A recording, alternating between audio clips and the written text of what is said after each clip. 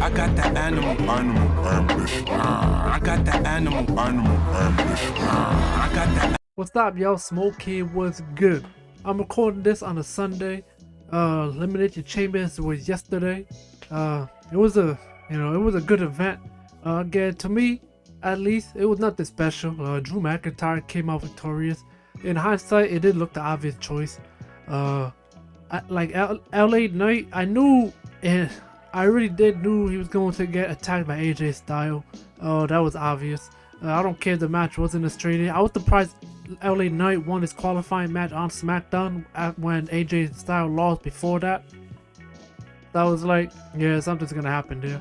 Kevin Owens and Logan Paul wasn't happening because they have a story against one another. I don't know if it's gonna be a one-on-one match. Most likely it is at WrestleMania. Bobby Lashley, he has his story with Karrion Kross and his group, the Final Testament. And Randy Orton was uncertain, but they put him on SmackDown for a reason. Though with, I don't know, because that Brock Lesnar situation, it seemed irrelevant to Randy Orton passed to the World Heavyweight Championship. So yeah, we don't know what's gonna happen next with Randy Orton come WrestleMania. We just gotta wait to see. But Drew McIntyre seemed like the obvious choice, and they went with Drew, and it was a great call considering his great work as a character. Of course, in ring he's great. In promo, he's been killing it. Drew pitied McIntyre at his finest, no doubt about it. And for the women's side, I wasn't really certain. I ain't gonna hold you. A lot of people say it was obvious for Becky Lynch, and I guess it was too, considering that they were cutting promos on each other like multiple times on Raw. Even though you got No Way Out and Rhea Ripley's going to face Nia Jax, it reminded me of a Roman Reigns situation with Cody Rhodes last year when Cody Rhodes was cutting a promo on Roman Reigns, even though the Elimination Chamber PLE haven't came out yet, and Sami Zayn is going to face Roman Reigns at that event, proving that the Elimination Chamber is just a filler event for the upcoming PLE afterwards of WrestleMania. I remember in that promo last year, Sami Zayn came out to talk to Cody about the championship situation, talking about, I remember I got next. I'm facing Roman Reigns, yada yada, and Cody Rhodes said, "Let the best man win." That's basically what this was for that Rhea Ripley and Becky Lynch promo thing. I think Nia Jax did interfere. I don't recall now, but she did say something though. Whether she was cutting the promo on her own or somewhat. But yeah. The tag team match for the Women's Tag Team Championship. I was surprised that was a pre-show for the Elimination Chamber. I was highly disappointed. I ain't gonna hold you. They treat that tag team title like it was yesterday's newspaper. Like they really don't give a f about it. I'm like, I said what I said on X. It's just stupid, bro. They defend the championship every other week, and then they're gonna do this like pre-show. Come on, man. Whatever. Like it's Asuka and Kairi Sane. Like, get out of here, bro. Rhea Ripley beat Nia Jax again. That was obvious as hell. It's Australian. They're both Australian. They're both Australian born too. But Rhea Ripley she's been known more as an Australian, I guess, in WWE. And it was obvious she was like the PBL lead was like they had her post. They had her poster. I don't remember if they had a poster, but she was cutting a promo for the chamber event. Not Nia Jax. So yeah. So yeah, in this video I'm gonna be watching moments that were not supposed to happen in WWE Elimination Chamber by WrestleLamia. This video came out like 8 days ago. Let's take a peek. Here are 10 of the worst WWE Elimination Chamber botches. Number 10, WWE completely missed Nikki Cross's elimination EC 2023. What? The Women's Elimination Chamber match opened the highly anticipated 2023 Elimination Chamber show, and for the most part, the match delivered. However, early on in the match, the WWE production team made a huge botch that made WWE look like amateurs. Nikki Cross would be slammed through the pod by Raquel Rodriguez, and this would lead to Cross's elimination. However, as Rodriguez was pinning the sinister Cross, WWE were too busy showing a replay of the exciting spot, meaning that they completely missed the elimination. Whilst this did give some weight to the anything can happen at any time storytelling and marketing tactic WWE often use, this was a significant mishap from WWE's production team and could have easily been avoided. Number 9, Rhea Ripley. Yeah, that's kind of stupid. I ain't gonna hold you. They didn't show the replay after. They showed the replay during the pin. That's weird. It was nothing serious. They say major botch, but I don't know. It's just stupid in my part. Is impaired. Chamber 2022. One of Rhea Ripley's strengths as a performer, particularly on the WWE main roster, has been her ability to recover from botches without too much fanfare. At the 2022 Elimination Chamber event, Ripley was competing in the women's match, and Ripley and Bianca Belair would perform simultaneous vertical suplexes on Liv Morgan and Alexa Bliss. However, this spot didn't go to plan, as Bliss's skirt would go over Ripley's head, meaning she couldn't see a thing. Damn. Whilst visually this was hilarious as Ripley looked rather comical, this could have been dangerous and could have led to an injury if Ripley did not act quickly. Ripley Facts. simply moved Bliss's skirt out of the way, and she played this off in such a cool manner that it didn't detract from what was a standout spot and a moment in the matchup. Alright. Number 8, Mark Henry's Pod Breaks Chamber Yeah, 2015. Mark Henry was so In confused at this point. 2015, I remember him WWE talking decided to about it. deliver something new when it came to the Elimination Chamber. Instead of the match being for the world title or a number 1 contendership, one of the 2015 matches would be for the vacant Intercontinental title. Yeah, that was weird. I don't know who was the champion at this time. He said 15. It could have been Roman Reigns. That's something I gotta look back on. I wasn't watch at this time, but I do recall the Intercontinental Championship being on the line. Oh, they only had one world title at the time. I guess the world champion was occupied that night. It's not like today. I assume that they would take that night off. Like, the hell?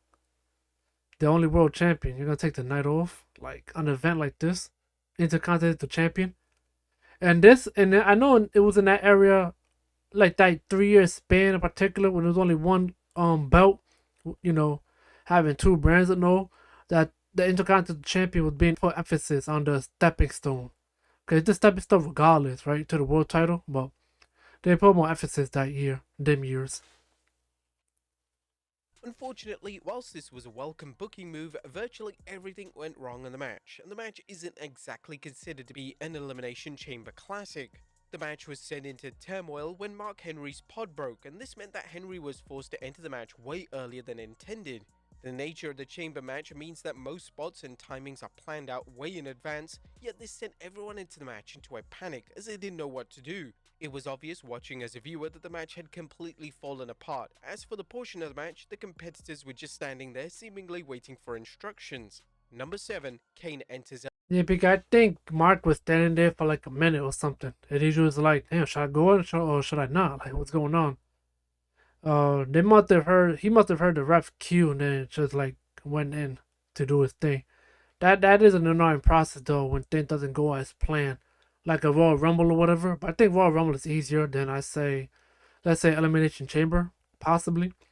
Because I don't even know what number Mark Henry was supposed to enter in that chamber match. I doubt it was the last one, but Early Survivor Series 2002. The inaugural Elimination Chamber took place at the 2002 Survivor Series event, and it I goes assume it without was the saying same that if thing this as match Mark wasn't Henry, no? received as well as it was, then the chamber wouldn't be a WWE staple over 2 decades later. The match was universally praised, yet there was one major mishap in the match that fans weren't aware of.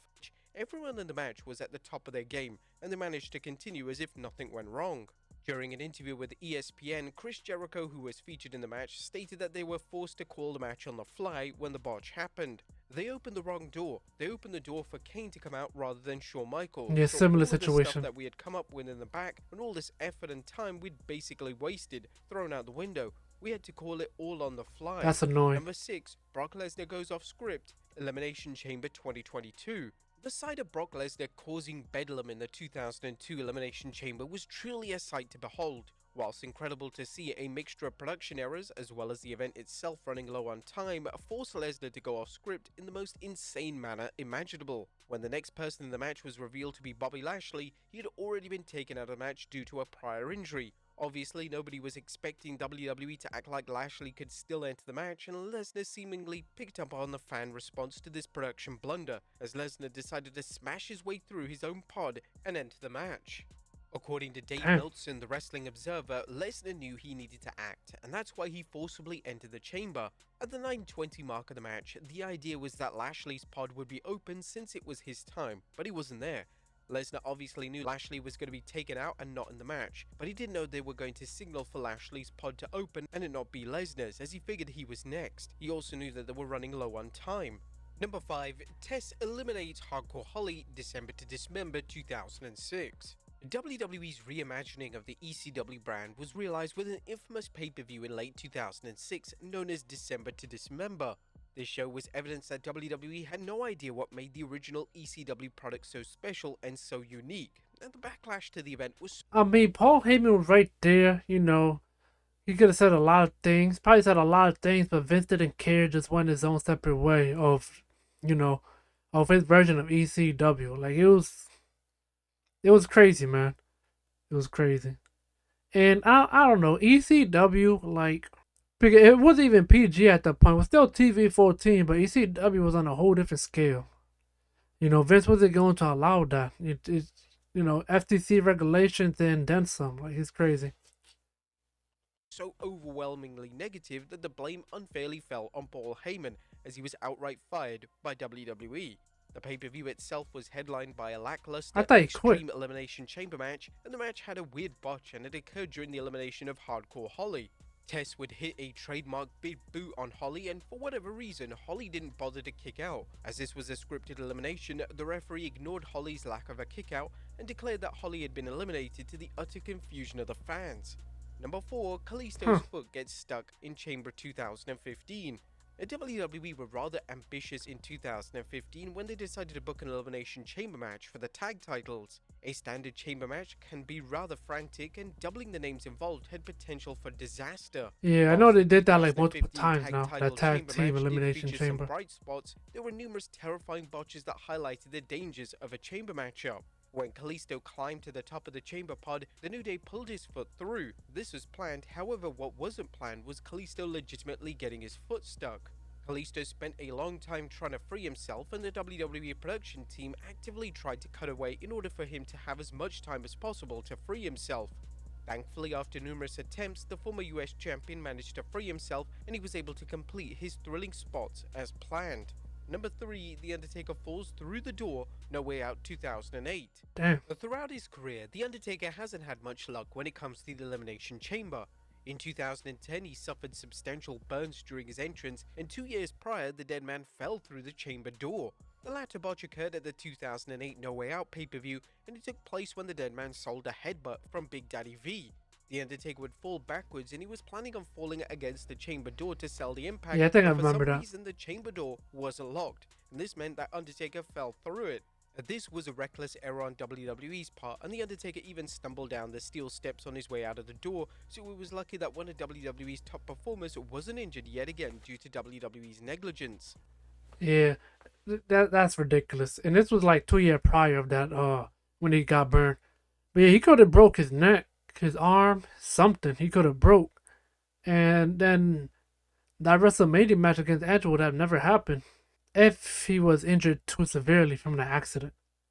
Like, who else would have won that chamber? Was Batista in that match? I think Batista was. Yeah, Batista probably would have won it, because you had MVP in there. They wasn't using him right. They had Big Daddy V, the Great Khali, I think.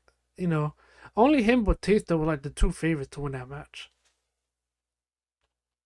Number 2, Sarah Logan wipes out Natalya, Chamber 2020. One of the most popular spots in the Elimination Chamber match will see a wrestler jump from the top of the pod.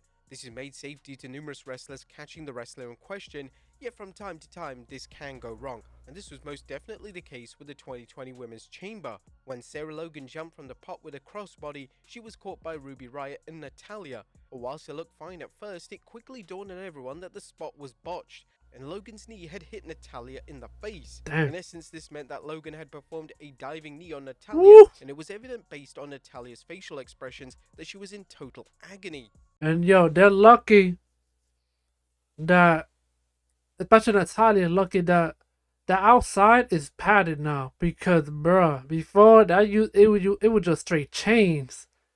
She would have been done, bro. I'm talking about blood and just stretching out the steel structure, bro. It's crazy. It was reported that Natalya was officially checked over by WWE medical team, and despite some bruising, she was thankfully fit and well. And number 1, Rob Van Dam crushes Triple H's throat, Oh, damn. Survivor Series 2002. Triple H has made a career out of pushing through life-altering injuries in order to finish a match. During the inaugural Elimination Chamber, the game bravely took a 5-star frog splash from Rob Van Dam, who delivered the move from the top of the chamber pod. This move was horribly botched as RVD's shin came down on Triple H's throat. RVD would reflect on the botch during an appearance on the Ruthless Aggression documentary, and this is what he had to say. It was not an easy calculation and I was off. I think I overshot a little bit, and as I was coming down, my shin came right across his throat. I felt horrible about it, but of course he continued the match to the point where I don't remember even knowing that he was hurt, at least not that bad. But Triple H's account on the botch from the aforementioned documentary is truly frightening. As I was lying there and I saw him go to the top of the pod, I was thinking, oh shit, he can't stand up right. He can't stand up straight. I'm looking at him thinking, that looks really awkward. I don't know if he can jump from there. It was just going tragically in the wrong direction, like I'd walk over somebody and they'd hit me, and as soon as I'd take a bump, I can't breathe again. It would all just inflame back up. The game somehow managed to finish the match as planned, and when it came to taking time away from WWE to heal, this appeared to be out of the question for the Cerebral Assassin, as he'd be wrestling on TV again within just a few short weeks. But there you have it, folks, 10 of the worst WWE Elimination Chamber botches. What was the worst? Let us know in the comments down below, and I'll see you next time with some more wrestling. Yeah, I mean, a few weeks, I think that's enough time, I would think, for a minor injury to the throat with a cover. That's like at least 14 days. So, but yeah, times like that make me think, not want to be a wrestling entertainer. Like you just seen, of course, obviously botches do happen. It's not like they got strings attached to their body where they can control, where somebody can control their gravity or whatever. Nah, once these guys take flight, it's downhill from there. If they hit you accidentally, then so be it. To fight through the pain like that and to finish off the match, they could have called it quits. They didn't.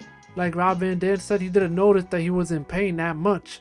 But yeah, it's a scary situation. Even looking at it as a viewer, you just start like, just start feeling something chills. You're like, oh my gosh, like listen. Yeah, that's crazy. Yeah, wrestling entertainment is not easy, bro. Like to perform as a in-ring performer. You see a Randy Orton constantly favoring his back towards the end, but chances are he was selling. We're not entirely sure, of course, but that's just the beauty of the business. You're not supposed to know. You're supposed to go with the story, point blank, period. If it looks scary, so be it. You're supposed to be in that zone, like, oh crap, what happened, this and that, So that's the cool part of this business. Not always about, reading these rumors or trying to find out what's real and what isn't, this and that. Just watch the show, enjoy, period. So yeah, thank you guys for watching. Peace, I'm out.